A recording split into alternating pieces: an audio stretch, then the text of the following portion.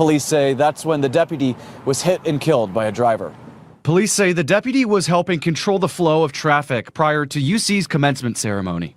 The officer was just out doing his job, directing traffic up near the University of Cincinnati. The deputy was transported to University Hospital, where he later died. That news was announced during a joint press conference with Cincinnati Police Chief Teresa Thigi and Hamilton County Sheriff Charmaine McGuffey. Our deputy had just retired just a few months ago and continued on in service as a special deputy with all of his experience. We were incredibly glad to have him. There, Thigi made the jarring announcement that the driver, Rodney Hinton Jr., is the father of 18-year-old Ryan Hinton, who was shot and killed by Cincinnati police Thursday. So that is currently under investigation by both our homicide unit as well as the traffic unit. Police say Hinton Jr. has been charged with aggravated murder. He remains in critical condition at the hospital. The identity of the deputy killed was not released, but the sheriff says he was loved by everyone who knew him. I knew the man, and I knew what a tremendous, tremendous person he is, and what a tremendous loss we have all suffered. Thigi concluded the emotional press conference, assuring transparency with the investigation and leaving a message for the community. Let the processes play out. Let the investigations play out. Keep calm. Take care of one another. Alex Knoll, WCPO 9 News. We are starting to get statements in from multiple elected officials. Hamilton County's prosecutor says in part the investigation is ongoing, but if the facts show this act was intentional, as the charge suggests, I will throw the full force of the law at the perpetrator. Ohio Governor Mike DeWine issued a statement a short time ago saying in part, quote, I have been briefed on the ongoing investigation and am sickened by what appears to be an intentional act of violence. We offer our sincere condolences to the deputy's family, friends, and colleagues. And we're hearing from State Attorney General Dave Yost saying in part, this loss, so close to the annual remembrances, is a cool reminder of the many officers who have made the ultimate sacrifice on our behalf. The officers, that is, who protect our communities day in and day out, are heroes. And remember, this is all linked to yesterday's deadly police shooting in East Price Hills. So we're taking a closer look at newly released body camera video, which shows the moments leading up to Ryan Hinton's death. Cincinnati Police Chief Teresa Thigi tells us it happened quickly, saying the time between when the officers rolled up to the scene and shots were fired was just 6 seconds. CPD laid it out for us frame by frame. The incident, as it played out, saying all 4 suspects scattered when 2 officers in marked cars drove up to a stolen car. One officer chased Hinton, who fell as he was trying to run away. When he did, officers noted a metal clinking sound. They suspected that to be a gun.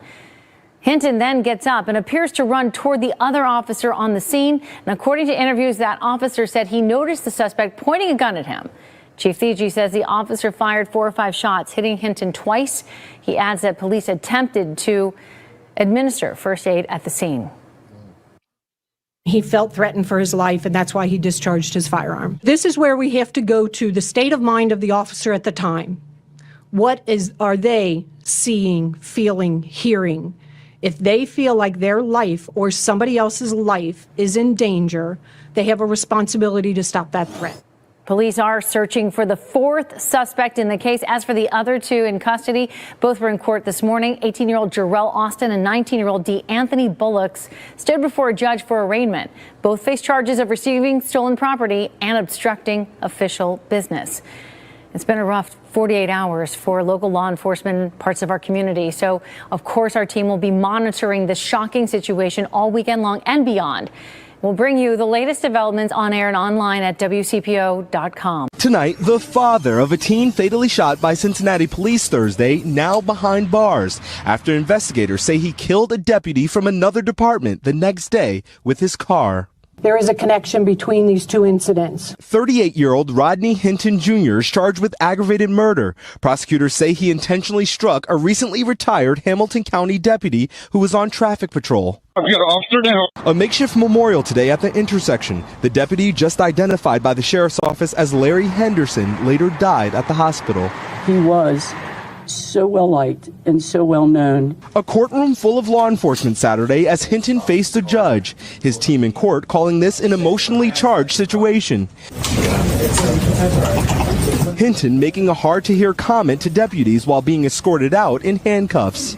The crash happened just hours after he joined a meeting with Cincinnati police to review body camera video of his son's death, according to the attorneys hired by the family to investigate the police shooting. The video, now publicly released from two different angles, shows 18-year-old Ryan Hinton being shot and killed Thursday morning by a city police officer.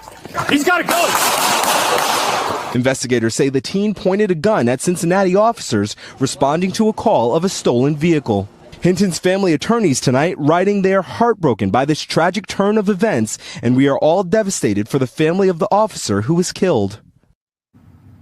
Shaquille Brewster joins us now from Cincinnati. So, Shaq, what is next here for the man being charged? Hallie, he's scheduled to be back in this courthouse Tuesday morning as the state requests he be held without bond. Meanwhile, you see it there. Flags on county buildings have been lowered to half staff in honor of that fallen deputy. Hallie? Thanks for watching. Stay updated about breaking news and top stories. County Municipal Court is now in session. Judge Tyrone Yates is presiding this morning. We ask that you turn off all cell phones. You may be seated. Please remain quiet during all proceedings. Good morning, everyone. Good morning. Good morning, Your Honor. Good morning. Good morning. Good morning, Your Honor. First case load out to Rodney Hinton. Okay, thank you.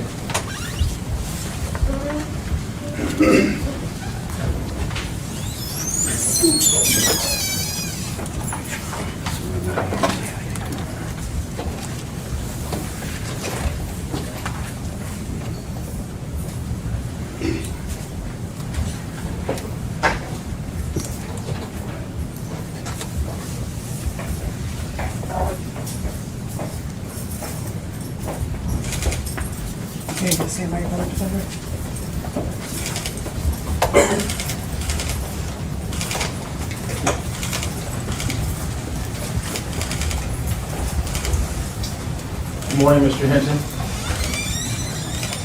Good morning. He said good morning, Judge. He's very soft-spoken. Okay. All right. Thank you.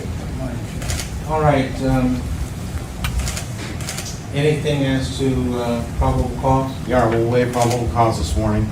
I have submitted designations for John Kennedy and Timothy Bicknell. They will be the attorneys of record handling Mr. Hinton's case. I'll be handling the arraignment this morning. All right, thank you. Mr. Prosecutor, or anything as to bond? As to bond, Your Honor, thank you. Your Honor, we understand this is a very, very serious, very terrible charge that Mr. Hinton is facing. He has a risk, but he does not have a history, Judge. He has no felonies in his record. His risk assessment score was a 1. He had no juvenile record. He works at BDF. He's married. He's a father. He's a graduate of Purcell Marion. I understand that this is an emotionally charged situation. I understand that Mr. Hinton's son may have been killed by the police earlier in the week. There was a review of that video. I understand that there is a lot of sadness and a lot of anger in this room right now, but in the community at large. And we just ask the court to set a reasonable bond in light of everything and to allow the constitutional process to play out. All right, thank you. Andy, you've given me pre-trial services sheet, is that right, this morning?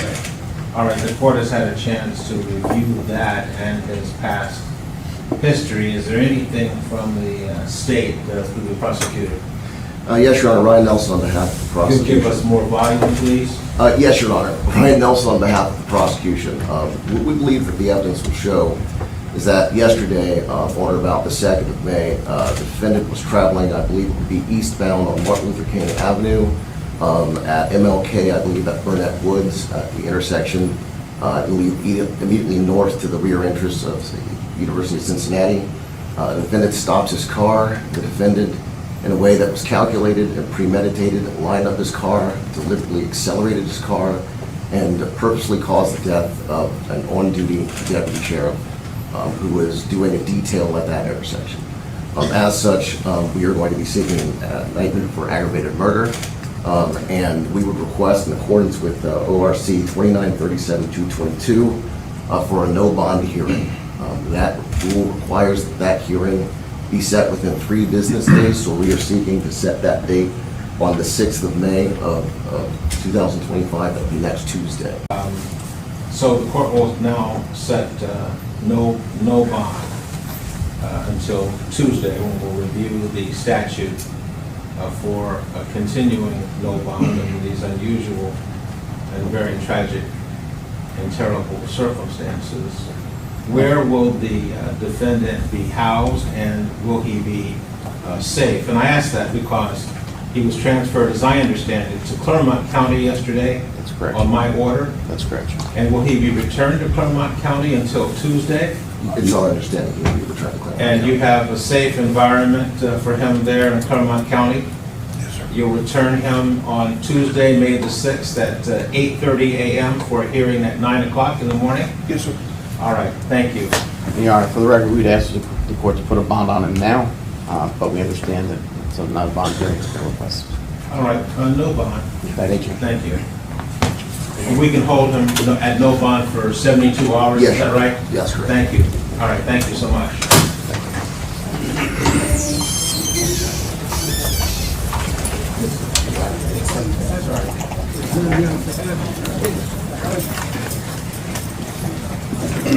Thank you, Your Honor.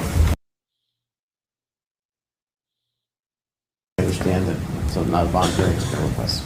All right, no bond. That nature. Thank you. And we can hold him at no bond for 72 hours, Yes, is that sir. right? Yes, correct. Thank you. All right, thank you so much.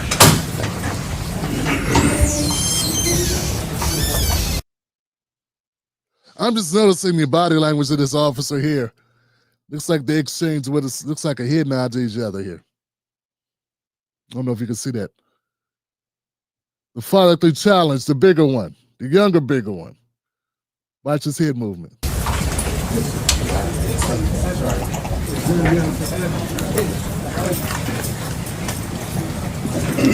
Thank you.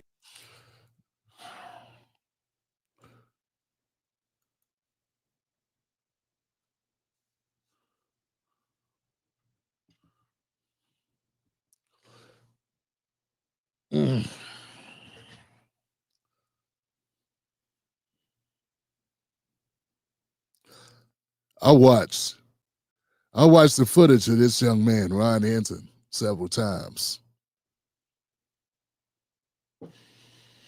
I did not see him pointing a gun at anyone.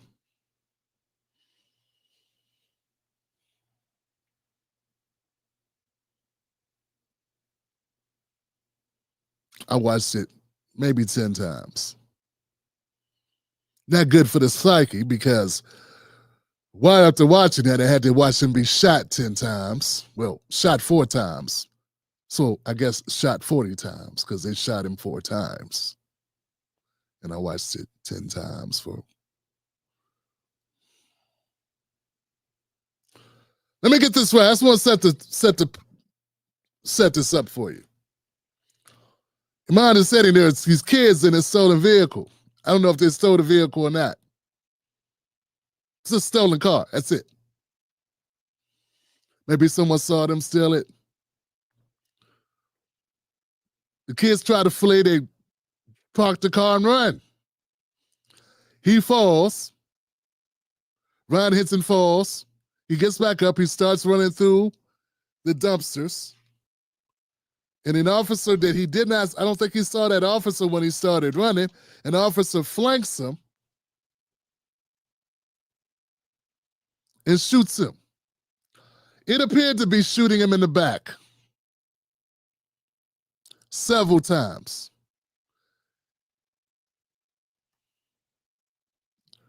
It was at a 45-degree angle, and then, of course, the young man's running, so it's continuing to run.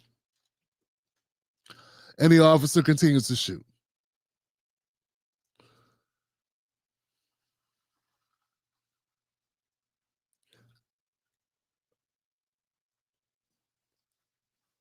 It's kind of, what's different, is how officers are always afraid for their lives. They get to kill us because they say they were afraid. How about just wrong? That officer was wrong. That's it. He wasn't afraid, he was wrong. He shouldn't have shot this young man in the back 4 times. But instead, he gets to say I was wrong. I was scared. I was scared. And it was so short amount of time to think. I had no time to think.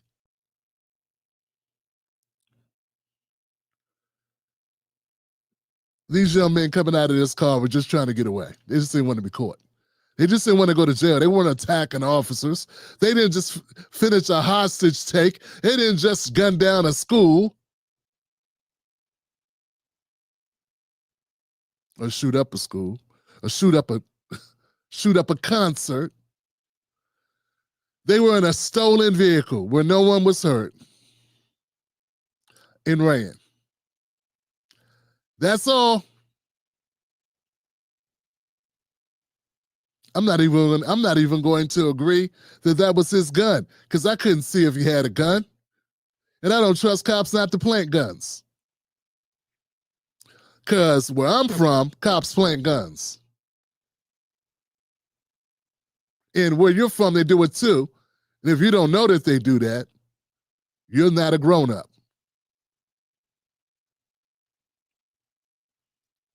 They don't do it all the time, but if necessary, they do that. Baltimore police officers were caught on doing it on their own body cams. Too dumb to know they're not body cams, self-engaged. Guns and drugs they were planting. So I don't believe anything that's said, especially after a shoot. Here's what we know about Ryan Hinton, the young man whose life was taken. No criminal record. It's reported, they say it seems like he was a pretty good kid. Just in a stolen car with friends.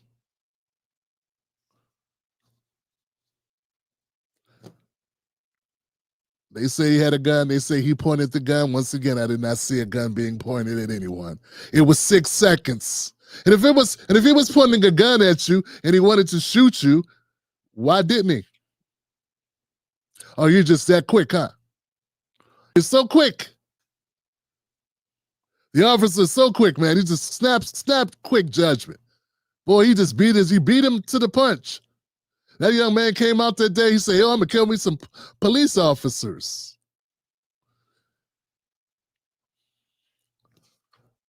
Rodney Hinton, 38-year-old.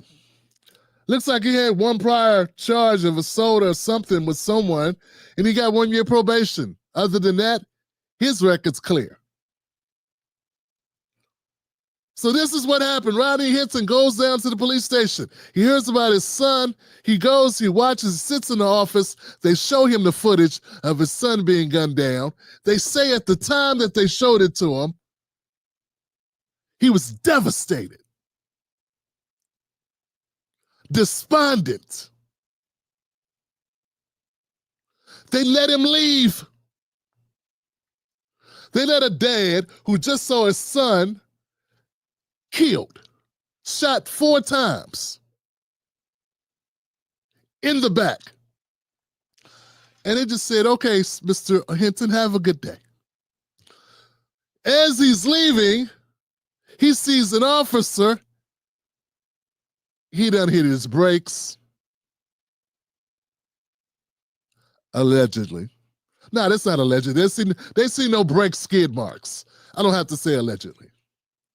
There's no evidence that Mr. Hinton tried to stop. In fact, he may have sped up. What I'm trying to tell you, folks, is this is just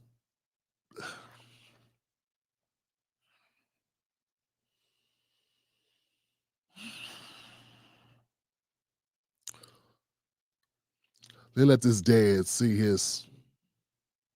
Anybody here ever lost a child? Has anyone here lost a child? I've lost a child. And let me tell you something. If I knew if after seeing the footage of my child killed which was a totally different case for me. But if I was able to, if you allow me to go get in the car an hour after seeing that, or within an hour of seeing my son or my daughter gunned down by an officer, which appeared to be in the back, if you saw the clip, you saw a little bit of it.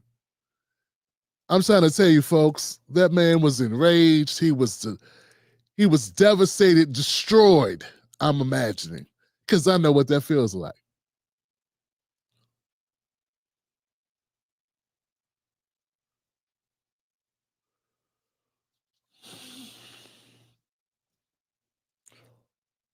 And he ran over an officer. One of the things that hurts me about this story, other than everything, another thing is the officer that he ran over had nothing to do with it. He was just an officer. And I know there are people that are going to say, so what, Tim, or whatever. It's not, so what, Tim. The officer that he ran over had anything to do with the officer that shot his son. Maybe they all looked alike at that point.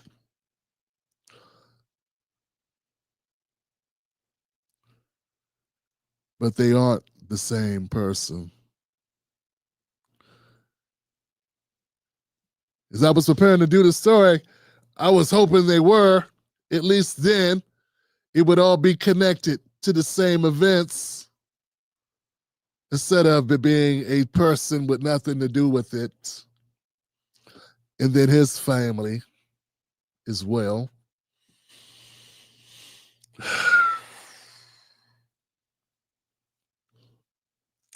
Something the police chief said that I wanted to point out. She said, everyone calm down. Let the investigation play out.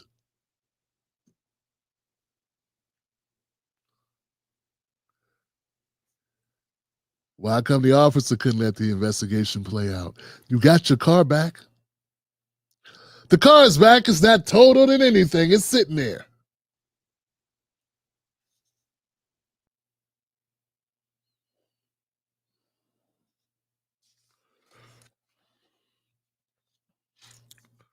You know how many black men have heard? I wonder what's the number of black men whose last words they heard on this earth were, gun!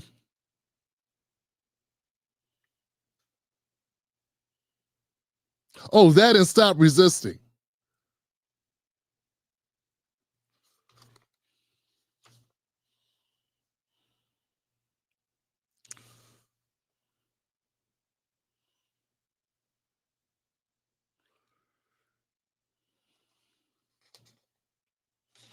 You know, they say that the officer was so well liked. He was so well liked that he was just doing his job.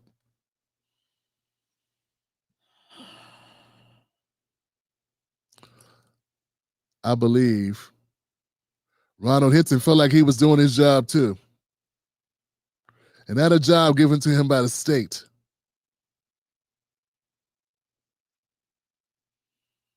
Not a job that comes with a paycheck and free donuts and coffee. Job of being a dad. You put somebody who just saw that, which is what I would call a bad shoot. That's what I call it. I know what the police chief called it. Oh, it's a very hard time. It's difficult to make a snap decision. Nobody was chasing cops. You know, nobody was running towards cops. They're running the opposite direction from the cops. This should be a rule. If people are running away from you, you don't get to kill them. But see, people, they're not going to go for that because we get killed way too often running. They like us getting killed running. They think it's fun. They think it's funny. They like when we die running. I don't know, man. I'm very angry with this story. That officer did not need to pop up on the scene, quickly run out of his car. But if you watch the body cam footage, He didn't need to pull up at the scene, jump out, run out, and shoot a guy. He was on the scene 8 seconds, and he killed someone in 8 seconds. He got out of his car and directly, immediately took someone's life. And they just go, he was afraid. How afraid are you in 6 seconds? Don't being afraid really take time? Did it take time to get afraid? Petrified in 6 seconds? You let a dad leave in a weapon. That's a car. A car is a weapon. You let that man leave after seeing his son's life taken. And what I see is an unlawful shoot.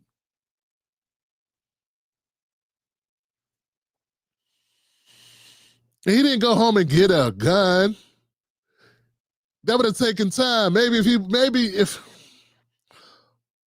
wasn't driving, maybe if somebody drove him. If you'd have put him in an Uber.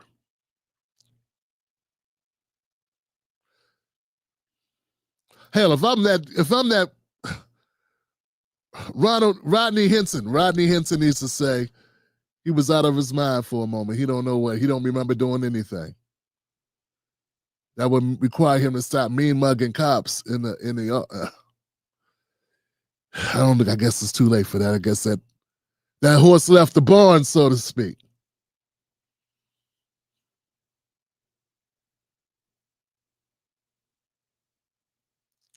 I just see a big failure all the way across the board. And I see a cover-up of them saying, as usual, they were afraid of the boy, the young man. He's 18. He's a man, a young man. They were afraid of him. They had no choice. He was going to hurt someone as he ran away with his back to the officer. You'll see it when if the young man was pointing the gun at the officer, was trying to hurt the officer, wouldn't the bullets be in the body? Like, wouldn't the entry point of the bullets be center mass?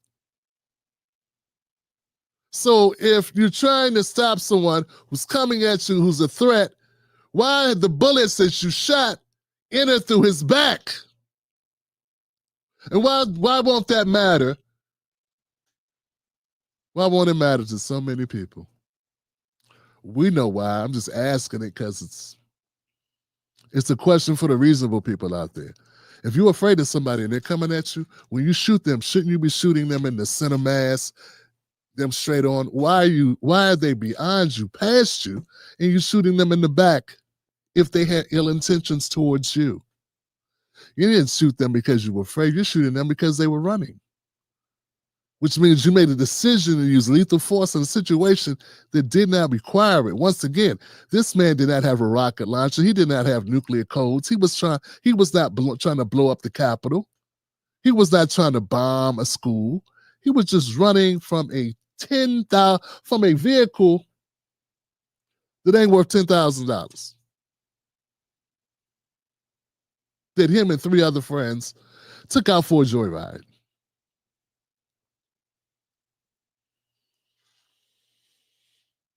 I don't know. Like I said, and I will not give ground and say, oh, yeah, but you had a gun. I won't say that because I don't know. You don't know either. You only know what they told you he had. And why you would ever believe anyone's story without evidence is beyond me. I don't believe stories. I don't believe cops. When they shoot people in the back, what else he gonna say? Whole career's on the line. Said the same thing about Laquan McDonald till the tape came out.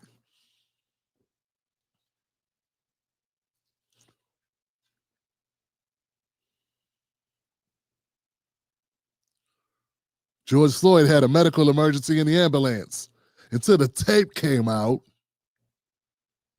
So that means they make up stuff when they need to, which gets people off, that helps people get out of jams. Well, them get out of jams, not people. It helps their fellow officers get out of jams. I've seen it covered. I've seen it so many times. I've covered it so many times. So you can't come to me and tell me, oh, well, the report says, yeah, I know. Yeah, I know.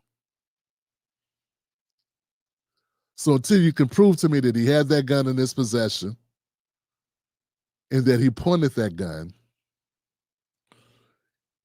all I'm saying is if he pointed the gun at you, if you, in Ohio, a place where people can have guns, you don't even need a permit in Ohio to have a gun, by the way. And they shot this young man almost as quickly as they shot Tamir Rice. Tamir Rice had a toy gun, though, didn't he? That officer got away with that anyway, didn't he? He was afraid for his life. Remember that? The 12-year-old at the park? Yeah, that officer was afraid too. Heard he's back working as a police officer too.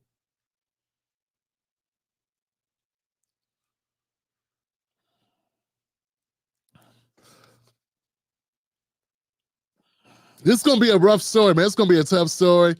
It's going to be very difficult because we all know all of the conservative, sellout black conservatives are going to come out tap dancing for their best white benefactors, doing their best to hold their position as conservatives all over kids doing a stolen joyride in a car. They're going to act like that makes him Al Capone or running a human trafficking ring or something. They're going to talk about it like it's the worst thing in the world to be in a stolen car. Cars are stolen every 2 seconds in America. It's not even like, they don't even go look for stolen cars. They're stolen so often. It's not even a thing that they even try to police. But watch the narrative that these conservatives have. Watch the Cartier family. Watch them. They're going to watch this young man, 18 years old, their peer, shot full of holes in the back by cops. And they're going to say, good job, cops. They're going to have a lot to say about the poor officer who fell and nothing to say about the young man who was shot in the back 4 times. They're going to say anything about him. That's good anyway. They're not going to say his life wasn't worth that car. They're just going to go along with the narrative because that's what they do. They should have stuck to talking about cartoons, memes, and pranks. Should be a higher threshold to reach to be a complete sellout. We already know.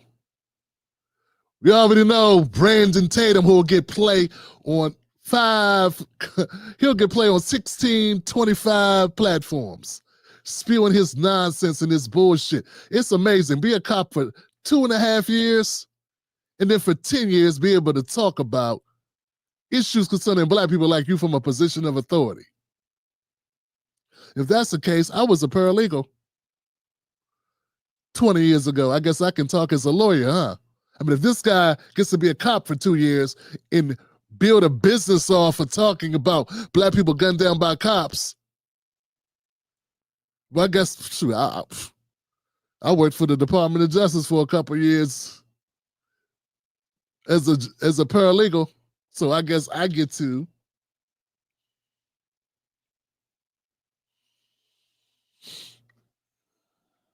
talk like I'm a lawyer, huh? Maybe I can build a business off that. You all listen because that's what they do when he talks. Somehow it's credible. None of this happens if they don't gun down Ryan Hinton in the back 4 times. None of it happens. And if they just would have had the human decency to not let Rodney Hinton leave so distraught. Folks, I was wondering because it wasn't something readily available. You go to Cincinnati.com. I was reading an article about it.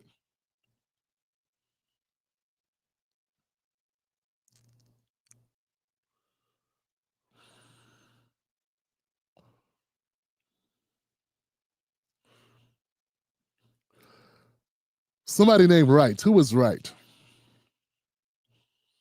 Michael Wright, the Hinton family lawyer. The lawyer said it was a tragedy all the way around. The family's very distraught.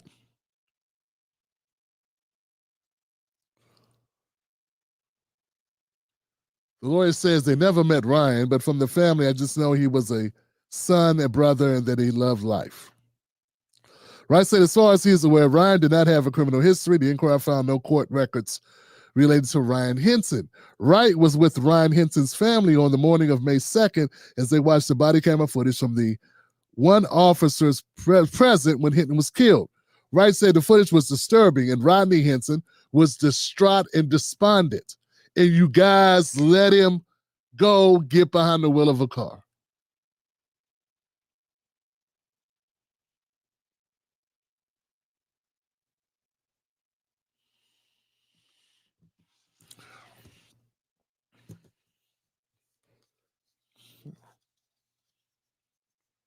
I mean, this in that mental state, all I'm saying is in a mental state like that, who knows what someone would do?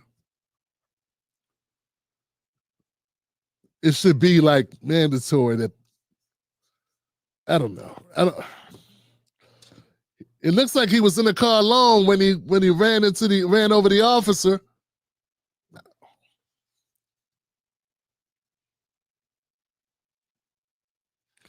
You know what I think, guys? I think this is going to be a clear definition, a clear delineation between the classes.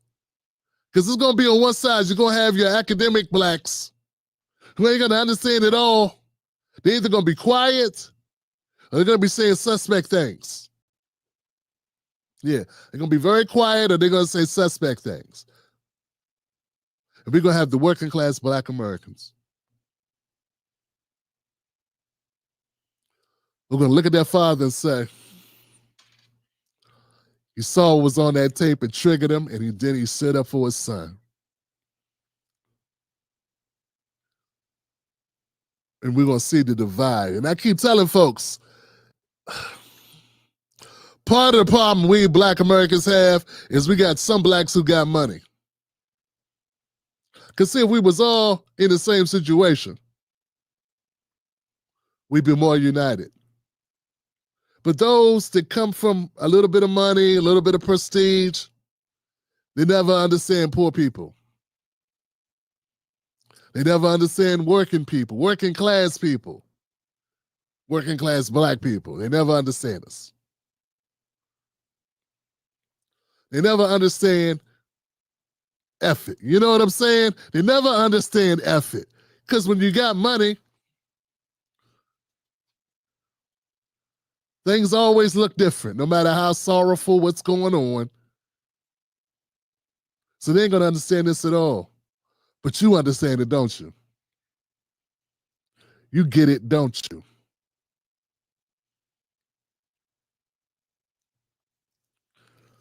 But it's still nothing to be excited or celebratory about because the officer that was run down had nothing to do with it.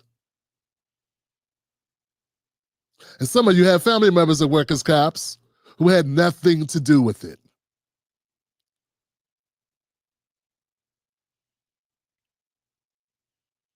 So it could have been them, right?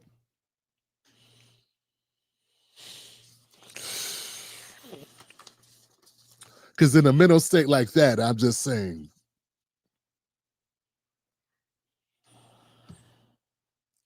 it was so soon after. It wasn't like he saw it and then a day later or 2 days later, he comes back and just runs someone over, which I guess is still possible to be mentally spiraling.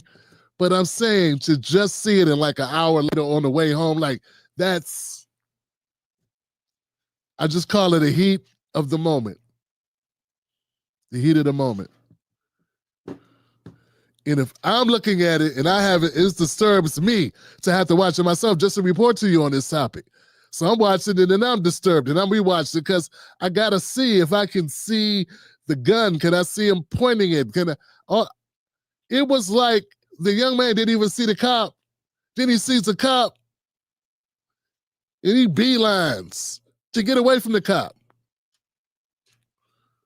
And he takes like 2 steps and He's shot in the back 4 times and he just falls. And it cuts, the tape cuts, and then they go talking about something else or they show something else. I see in no time was that officer in danger at all. If he was in danger, it was before he even had a chance to react. And by that time, the young man was past him. You understand what I'm saying? Because he ran past him.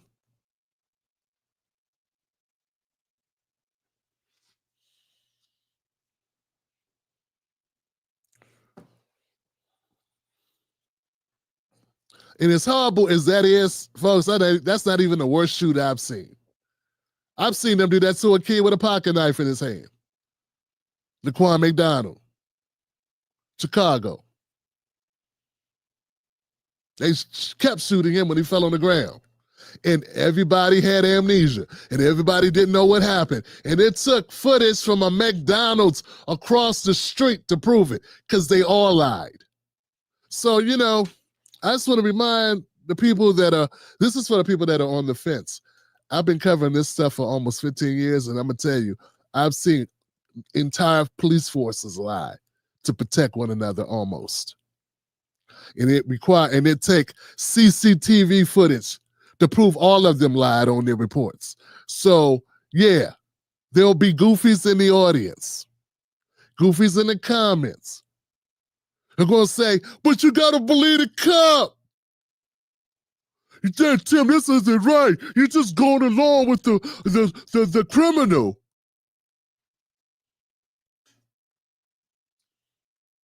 I'm sorry, cry boy. Some of us were teenagers. You know, some of us were teenagers, unlike you, who did things we shouldn't have done, but we lived to be here because a cop didn't kill us. Not because we never did anything dumb, unlike you, of course.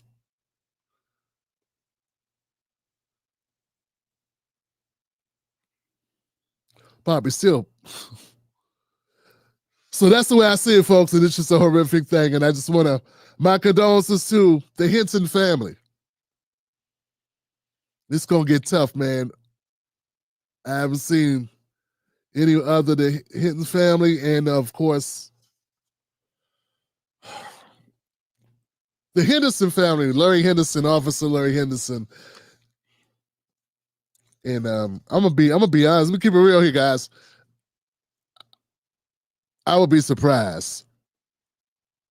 Yeah, I would be surprised if Rodney Hinton is alive tomorrow. You know how they've been talking about Abrego Garcia? Everybody was shocked. They went down to El Salvador and he was alive. They were like, I can't believe he's still alive. He's in a crazy hellhole.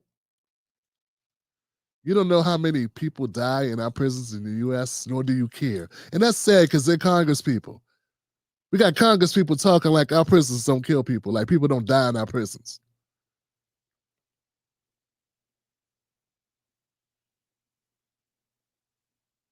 The way those officers were looking at Rodney Hinton,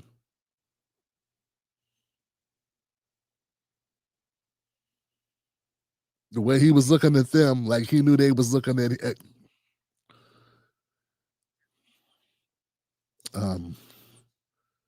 he'll be back in court on Tuesday, and I don't take it for granted that he'll be alive and well in one piece and able to actually be in court on Tuesday. You heard the judge saying you have somewhere safe to keep him, right? Because, you know, you got goofies. Oh, Tim, you're just saying that. You're just saying that to rile people up. The judge said it, goofy. The judge sat there and said, if you listened, and said, we have somewhere safe to keep the defendant, right? The accused, right?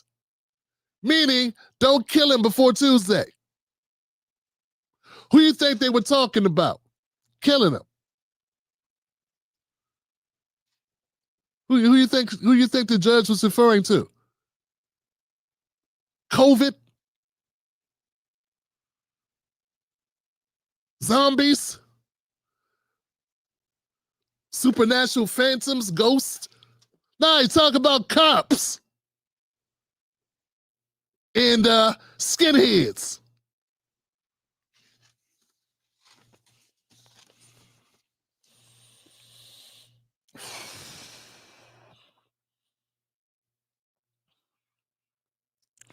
Body cam video of the shooting released by Police Friday show one officer could be heard saying, "He's got a gun, he's got a gun, he's got a gun," before several shots were fired. There was no indication that he fired at police before he was shot. Yeah.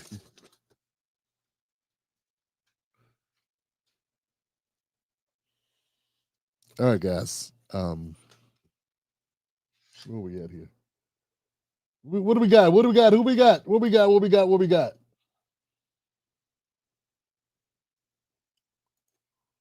Tough, man. Tough, tough, tough.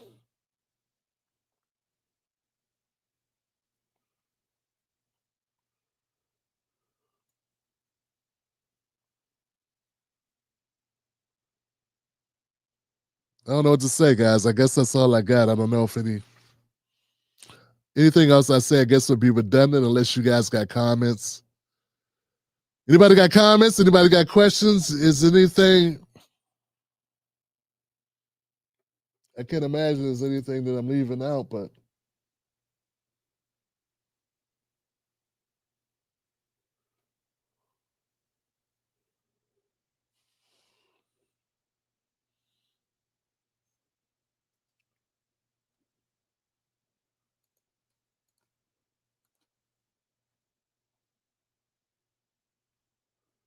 yeah.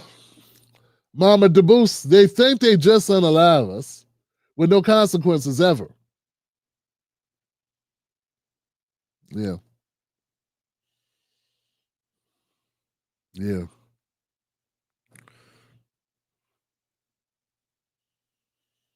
I agree. Tamir Rice was the last straw in Ohio.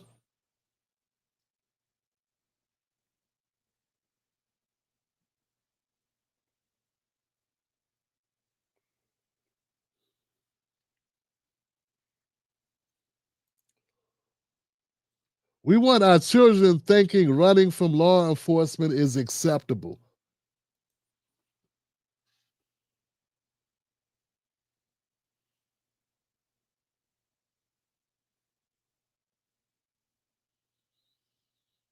You know, I've seen people run from law enforcement all the time. If they don't feel you're a threat, they don't shoot you. I've seen people run at cops. I've seen a white guy with a sword in his hand begging cops to shoot him. I've seen an old white dude with a gun in his hand begging cops to shoot him.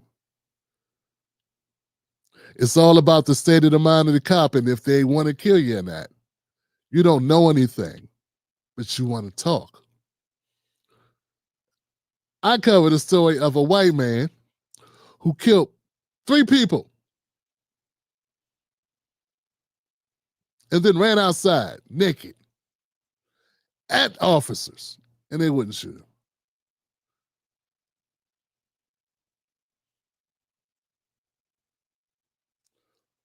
He ran the scene. They chased him, and as they were chasing him, he stopped running and started running at them. And then they start running like the Benny Hills, like something out of Benny Hill or something out of some old, old vaudeville.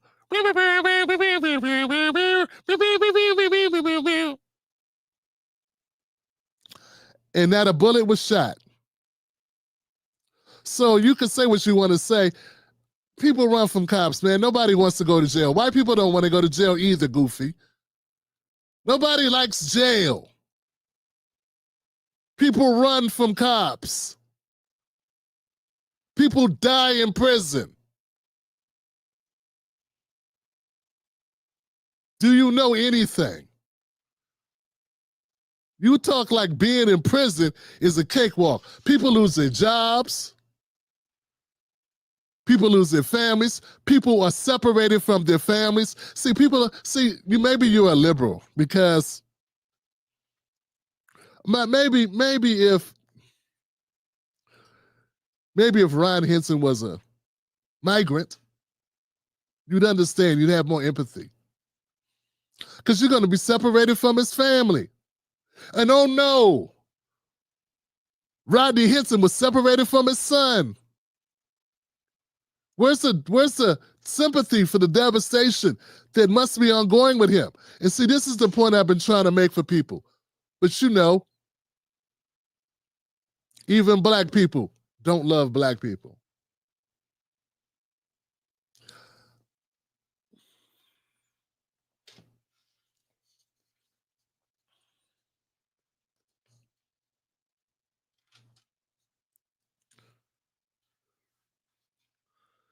They won't weigh. They'll look at the grief that an undocumented person is suffering from being separated from their family in a country they're not a citizen of. But they won't look at the grief of a black man who just watched his son shot in the back 4 times and unalived. They won't consider that grief at all. Instead, they'll make comments like, we shouldn't run. Well, black people shouldn't run because that person hopefully wasn't black.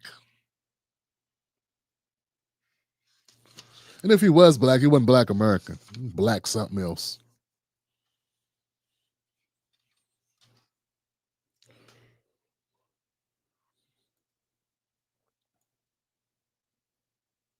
I don't know.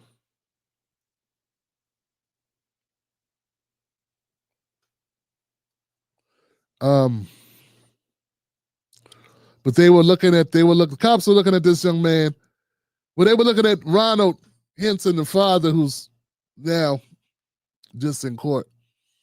And denying him a bond was kind of obvious. That's typically what they do. Either that or make it $1 million initially. Nothing, this is all standard practice, right? So that's why Tuesday come back and they take another look at it. I'm not saying this is a good outcome. Obviously not a good outcome. Not what I wanted. Even though I agree, cops get to kill us with no repercussions. Even though the narrative that's been sold to a bunch of goofy conservatives and right-wing people is that cops are under attack. 1% of cops get charged with anything. And of that 1%, like 10% of them who are charged are ever convicted of anything. But, you know, we all know that the media lies about stuff. We all know that. We all know it. They lied and said Trump said there's evil people on both sides, like he was bigging up Nazis. You know they lied about that.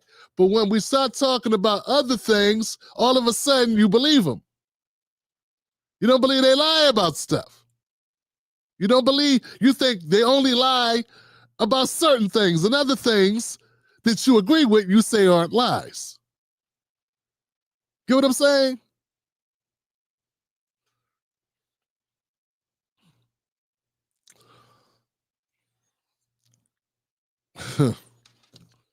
Police officers are not under attack.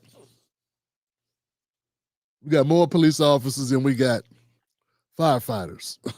We got more police officers, and police officers probably go to jail about as often as IRS agents. You know? But you can't convince people who didn't need facts to come to their initial conclusions. Facts won't make them change their conclusions. Yeah, if you didn't make a decision based on evidence, evidence won't make you make a new decision because it's all emotional for you. You think the world would just be better if the people without the power would stop doing something.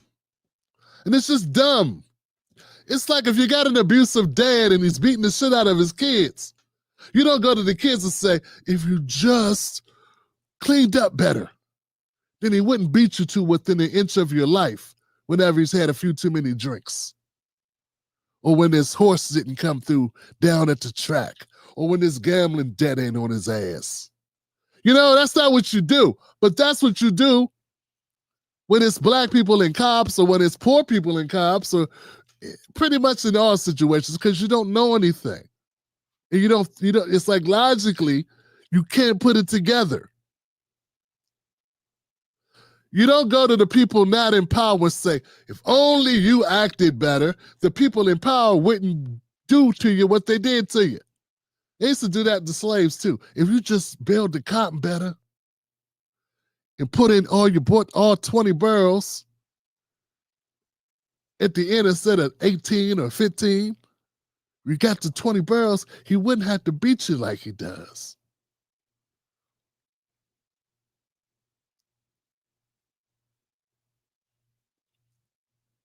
If your wife's eyes wasn't such bedroom eyes, he wouldn't take her to the barn whenever he wanted. It's her fault. Look at her. She wants it. Look at her eyes. You are an imbecile. You know what I'm saying? You get what I'm saying? Like you really don't know anything.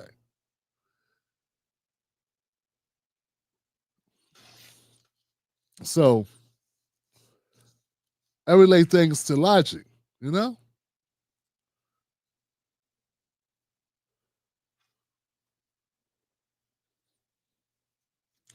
That officer made a decision to shoot that young man in the back 4 times. He could have made a decision not to. He could have made a decision to do a lot of different things. He chose to do that. Then they compounded who's ever the Einstein to let the dad see the tape of the son being gunned down. Like I say, shot in the back 4 times and just said, hey, here you go, see ya. We'll meet you back at the house. And he didn't make it to the house. He saw a cop and ran over. Crime of passion, heat of the moment. Didn't plot. He didn't write a manifesto. You know what I'm saying? He didn't go home and say, He didn't pull a Dylan Roof that he plotted for months and made posts on Facebook about doing.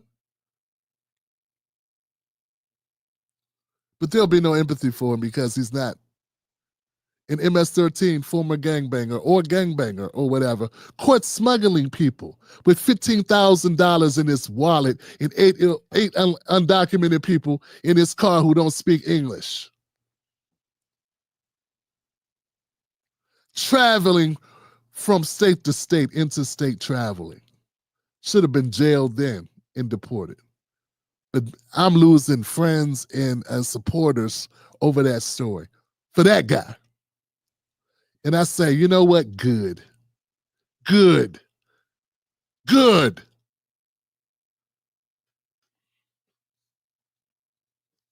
That's off topic. But I guess it's just because some people just don't believe you know anything. They just don't believe, they believe they're the only people that are allowed to know facts. This is a bad situation all the way around, guys. I don't want to talk about it anymore. It's a bad situation. But Ronald Hinton reacted based on the heat of the moment and the total devastation of what he saw. And being someone who's been in that situation, there's some things you do not need to be experiencing at that time.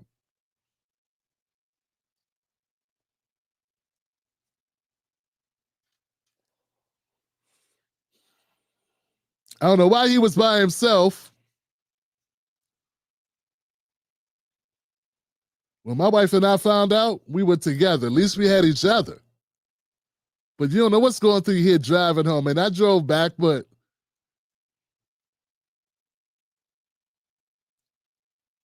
it was not easy. It was like in a trance.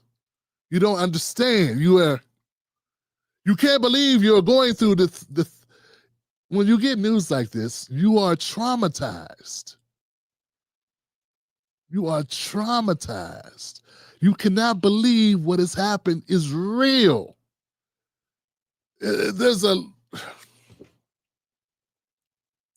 hoping you're dreaming the whole time. I stood as they were telling me, thinking, am I even here? You know, so you don't, It's not saying it's okay. I'm not saying it's okay. I'm saying it could have been handled totally different if you treated him like a human being, if you treated people like you care about them, like they're human. But see, people don't think black people, they think that black men don't care about their kids. There it is, I said it. Yeah, you think black women don't have pain when they're in labor, they don't have pain when they go to the doctor. You don't think black men have any feelings for their kids. That's something that's only reserved for white guys. If a white father just saw his son shot 4 times in the back by a cop and then he ran over a cop, I wonder what the news will be reporting. They'd be looking at the angle of why the dad was so angry and how he was so destroyed. Be a totally different angle. It'd be a totally different scenario and narrative going on right now. They'd be all looking at him like a human being. They'd be looking at dad, the layers. What causes dad to snap? And they'd be looking at that, and that would be a news cycle. Would be about this dad who just experienced the most horrific thing for a dad to experience. His son, offed by a cop, a trigger-happy cop, maybe, possibly, allegedly. And what was going through the mind of that cop. That's how it would be. They'd be talking to the wife right now, and she'd be crying, and she'd be telling this story. You know I'm right. You know I'm right. Oh, it sounds like a movie, don't it? That's because you've probably seen that movie before. It's the one Harrison Ford played. You know, when his wife was offed and he went looking and Tommy Lee Jones came after him. It's the same movie they do every 6 months in Hollywood that you clap for. But you can't clap. Can't clap when the dad's black. And that's why in Time to Kill, Samuel Jackson asked Matthew McConaughey to make them see his daughter like they see their daughters. And that's why when Matthew McConaughey recited them famous lines, he said, "Can you see her? Can you see her?" Now, imagine she's white.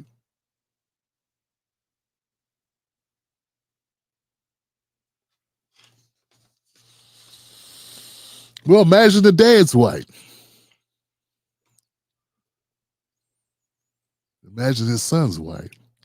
You say it doesn't matter, but you are infected with the same garbage everybody else in this country is infected with. You're born in America, you're infected. You can't deny it. It is what it is. We're all infected with the same disease. Everybody's infected with it. We all pretty much consume the same media. We're all taught the same stereotypes. It's in all of us. Everyone. And if you're not even American, you come to this country, you get a crash course in it. You get an accelerated course in it. You know? So it is what it is. We okay, guys? Are we good?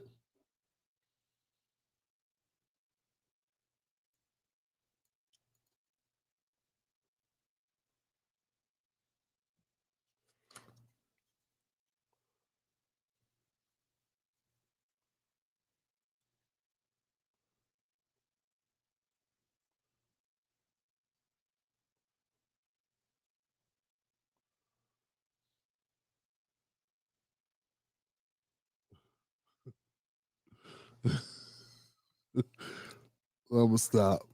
All right, man. I'm just reading comments, man. And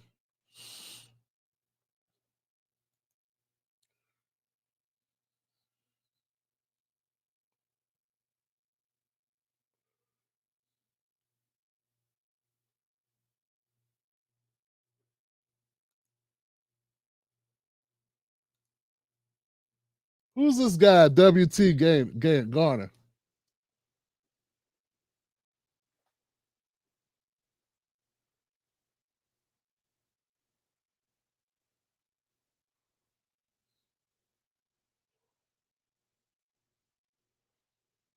Oh, okay. I got you, fam. That's why I try not to do moderation from the show because I got to read out. I take things out of context. I can't be reading the comments, guys. I want to thank you for being here. You want to? I just feel like all the air is sucked out the room on this one. You know what I'm saying? I don't know if I can. Can I adjust my mind to go to something different? I don't know. Let's go to Megs. Megs gave 5 memberships. Thank you, Megs. Hooking somebody up with some love for the Tim Black Wolfpack. We appreciate you, Megs. The Informant Media says, Tatum said his college professor only passed him because he was on the football team. A full DEI YouTuber. He's got a degree.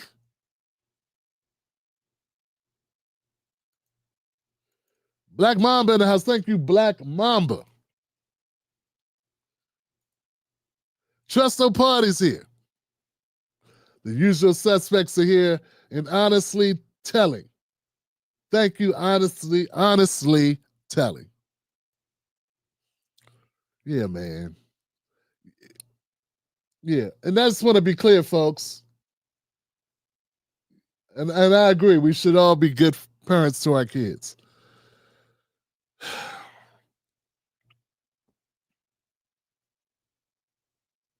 It's a tough one, man. It's a tough one. What's going on? Talk to me, people. Talk to me.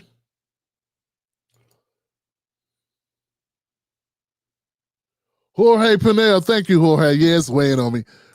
But yeah, I don't know if I cover something else, it's totally unrelated and it needs to be treated that way. Talk about a video of Trump talking. Trump's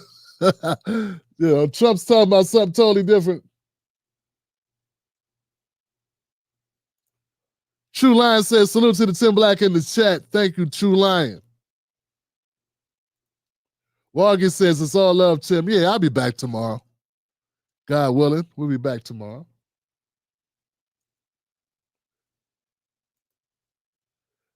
Always. It's triggering, especially if you can relate. Yeah. Yeah, because a piece of me, I'm gonna be honest, man. You guys don't tell nobody. A piece of why I'm so triggered, small piece of me, is envious. But I got no one to go after. I got no one to take it out on. Because it wasn't a person.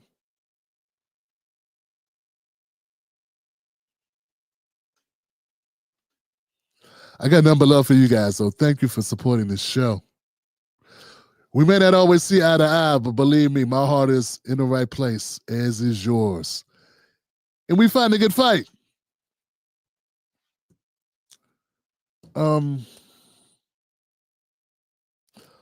Become a member of the Tim Black Wolfpack by going to patreon.com, Tim's Take Live. Become a member on the Mug membership level, Mug Legacy level, Legacy Mug level. And after 3 months, I send you, as a gift, I send you one for free. As an incentive of you becoming a Tim Black member, a member of the Wolfpack. While supplies last, because I don't have that many left. Thank you guys for all you do. Thank you for supporting the show. Thank you, Black Mamba, for being an excellent moderator. Thank you, everybody. Thank you, all those who already support the show. I got great supporters in the show already. Make no mistake about it, man. These people who have done more than I could ever expect. Yeah.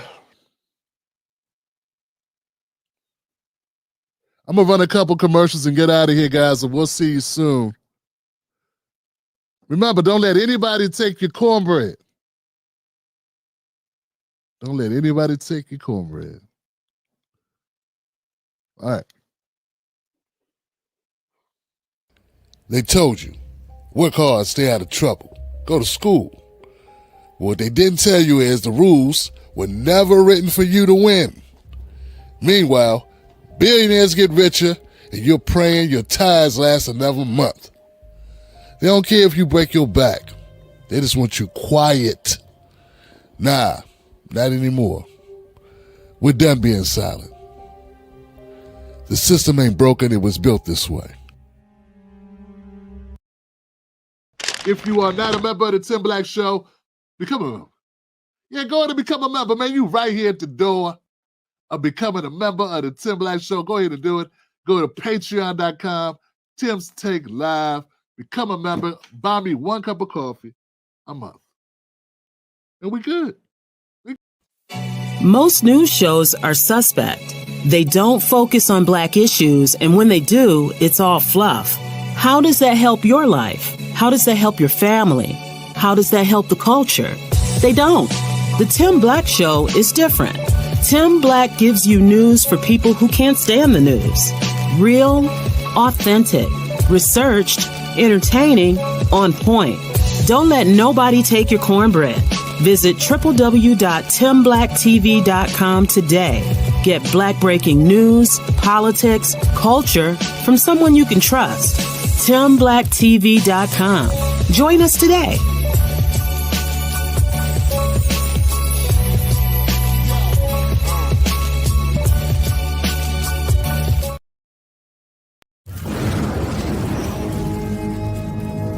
Don't fall for the banana in the tailpipe. Don't be fooled by corporate media talking heads misleading the people.